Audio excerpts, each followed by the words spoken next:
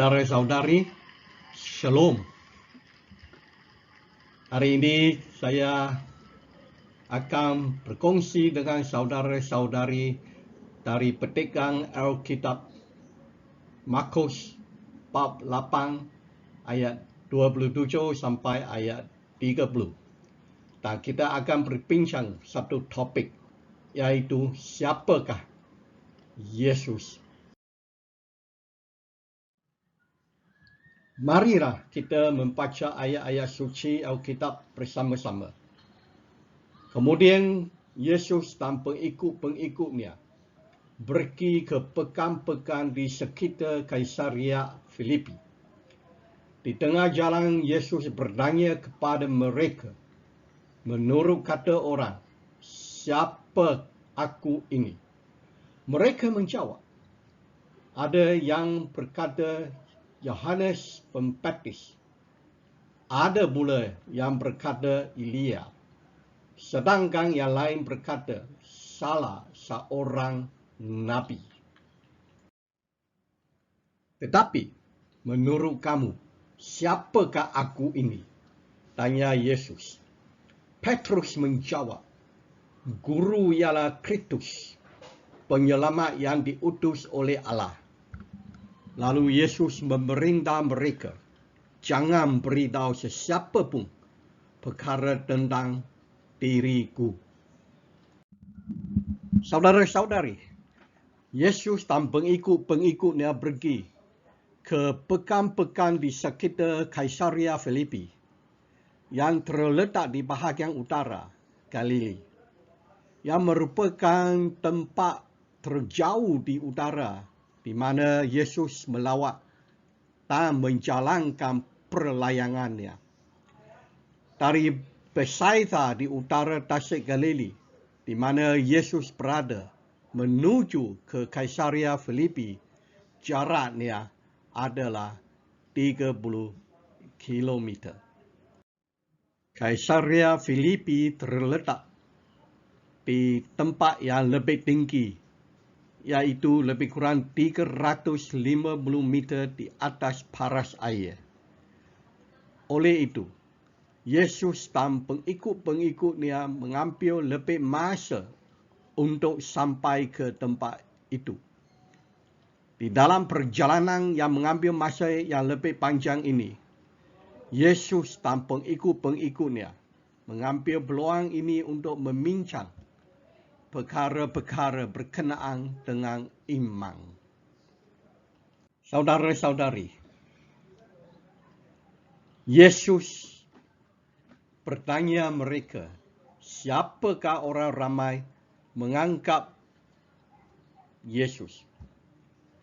Seketika itu, Yesus telah menyebar hal-hal tentang kerajaan Tuhan di merata tempat, serta melakukan keajaiban-keajaiban. Orang ramai telah mengenali Yesus. Oleh itu, orang ramai barangkali sering berbincang tentang identiti Yesus. Siapakah sebenarnya Yesus? Sudah pasti banyak cadangan-cadangan berkenaan dengan identiti Yesus telah disebutkan. Pengikut-pengikut Yesus semestinya terdengar cadangan-cadangan ini. Pengikut-pengikut Yesus menjawabnya dengan cadangan-cadangan dan perbincangan-perbincangan mereka dengar di kalangan orang ramai. Ada di antara orang ramai berkata, Yesus adalah Yohanes Pembaptis. Ada pula mencadang Yesus adalah Elia, kerana Nabi Malaikat telah merakamkan kata-kata Tuhan bahawa 10 hari yang hebat dan dahsyat itu tiba. Tuhan akan mengutuskan Nabi Elia ke tempat mereka. Antara yang lain pula, perkataan Yesus adalah salah seorang nabi. Orang-orang Yahudi menganggap Yesus adalah salah seorang nabi dahulu kala yang sudah hidup semula. Kita boleh merujuk ke Lukas bab 9 ayat 19. Yesus tidak memberi sebarang komen tentang cadangan-cadangan yang dibuat oleh orang ramai. Saudara-saudari, ini tidak merupakan perkara baharu kepada Yesus. Dia adalah tahu apa yang dibincangkan di antara orang ramai tentang identitinya. Pada waktu itu, perkara yang Yesus berminat bukan tentang perbincangan orang ramai berkenaan dengan identitinya, tetapi dia berminat untuk mengetahui pengetahuan pengikut-pengikutnya tentang identitinya. Oleh sebab itu, Yesus seterusnya bertanya pengikut-pengikutnya, siapakah anda menganggap saya? Pengikut-pengikut Yesus memangnya telah mendengar perbincangan antara orang ramai tentang siapakah Yesus. Tetapi Yesus mahu mereka sendiri tahu tentang siapakah Yesus. Mereka mesti tahu dengan jelas identiti Yesus. Siapakah Yesus yang mereka sedang mengikuti? Saudara-saudari, jikalau mereka tidak tahu siapa sebenarnya Yesus, bagaimana pula mereka boleh bertanggungjawab membawa berita baik tentang penyelamatan yang Yesus menyediakan untuk manusia? Kalau pengikut-pengikut Yesus tidak tahu identiti sebenar Yesus, bagaimanakah mereka boleh memikul tanggungjawab untuk mendirikan gereja Tuhan kelak? Inilah merupakan perkara yang Yesus memberi fokus pada masa itu. Jadi saudara-saudari, soalan yang Yesus bertanya pengikut-pengikutnya juga merupakan satu soalan yang amat penting untuk kita semua menjawab dengan tepatnya. Kita mesti membuat refleksi tentang soalan ini. Siapakah Yesus menurut kefahaman kita? Ramai di antara kita, walaupun telah menjadi seorang Kristen bertahun-tahun, masih tidak memahami dengan jelasnya siapakah Yesus. Mereka seperti orang ramai pada masa Yesus teragak-agak tentang identiti sebenar Yesus. Apabila ditanya, mereka tidak dapat menjawab dengan tepat dan jelas siapakah Yesus. Saudara-saudari, cubalah menjawab soalan ini sekarang. Petrus seperti biasa bertindak untuk semua pengikut-pengikut Yesus. Terus menjawab, Guru ialah Kristus, penyelamat yang diutus oleh Allah. Saudara-saudari, Yesus ialah Kristus, juru selamat yang diutuskan oleh Tuhan. Yesus datang dari Tuhan. Kristus bererti Mesias ataupun seseorang yang diurapi oleh Tuhan di dalam bahasa Yahudi. Mereka faham bahawa Tuhan telah berjanji akan mengutuskan seorang Mesias, iaitu juru selamat untuk menyelamatkan mereka dari dosa mereka. Tetapi orang-orang Yahudi telah salah faham tentang Mesias yang Tuhan janji akan hantar ke kalangan mereka.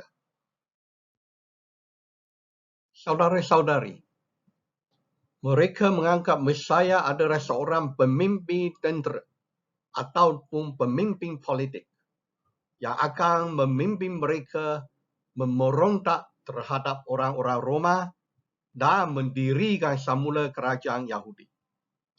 Dengan kepercayaan sedemikian, pengisytiharan Petrus mengenai Yesus adalah seorang Mesias berkemungkinan bererti kata bahawa Yesus adalah pemimpin yang mereka harapkan untuk memulihkan ataupun mendirikan semula kerajaan Yahudi.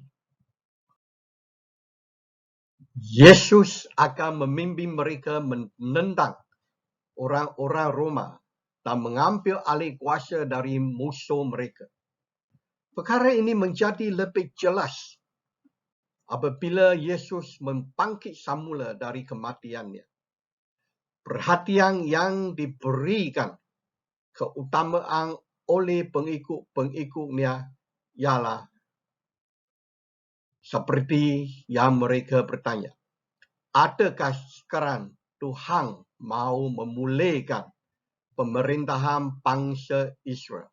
Kita boleh merujuk kepada Kisah Rasul-Rasul bab 1 ayat 6. Saudara-saudari, sememangnya Yesus ialah Kristus, Juru Selamat. Yesus diutuskan oleh Tuhan datang ke dunia ini untuk menyelamatkan manusia dari dosa-dosa mereka dan memberi hidup dan nyawa abadi kepada sesiapa yang percaya kepada Dia dan yang menjalankan hidup menurut pengajaran. Sesiapa yang percaya bahawa Yesus adalah Juru Selamat tidak lagi perlu menghadapi hukuman dosa, tidak perlu menghadapi kesesatan di neraka, bahkan akan direstui dengan nyawa dan hidup abadi di syurga. Selepas Petrus menjawab soalan Yesus dan mengesahkan Yesus adalah Kristus, Yesus serta-merta menyuruh pengikut-pengikutnya tidak boleh mendedahkan identitinya kepada orang ramai. Ini bukan kali pertama Yesus menyuruh pengikut-pengikutnya jangan memberitahu orang ramai identiti sebenarnya. Bahkan dia juga menyuruh roh jahat atau orang-orang yang disembuhkannya dari penyakit mereka. Saudara-saudari, bukankah lebih baik untuk orang ramai mengetahui identiti sebenar Yesus, Kristus dan Juru Selamat? Hakikatnya, jikalau Yesus sebagai Juru Selamat diketahui oleh orang ramai, maka mereka akan mengenal pasti Dia sebagai pemimpin mereka yang memimpin Israel atau Yahudi membangkitkan semula negara mereka. Orang ramai akan menimpukan harapan dan jangkaan yang salah. Sesungguhnya, perkara ini telah berlaku apabila orang ramai menjerit hosana kepada Yesus semasa Dia memasuki kota Jerusalem, dengan jangkaan Dia akan memulakan satu pemberontakan terhadap orang Roma dan mendirikan semula negara Yahudi. Tetapi orang ramai yang menjerit hosana pada Yesus mula meminta pihak berkuasa Roma menyalibkan Yesus apabila mereka menyedari tujuan Yesus bukan untuk merobohkan kerajaan Roma. Selain daripada itu, jika pemimpin-pemimpin Yahudi tahu bahawa Yesus adalah Kristus, mereka akan merasa cemburu dan membunuh Dia. Dan juga orang-orang Roma akan menangkap Dia atas tuduhan melakukan pemberontakan. Oleh kerana sebab-sebab itu, Yesus tidak mahu pengikut-pengikutnya mendedahkan identiti sebenarnya sebelum masa yang ditetapkan oleh Tuhan sampai. Saudara-saudari, siapakah Yesus? Saya harap saudara dan saudari faham, percaya dan menerima Yesus adalah Mesias, Juru Selamat yang diutus dan diurapi oleh Tuhan demi untuk menyelamatkan kita dari siksaan dosa, serta memberikan nyawa hidup abadi di syurga untuk kita. Terima kasih.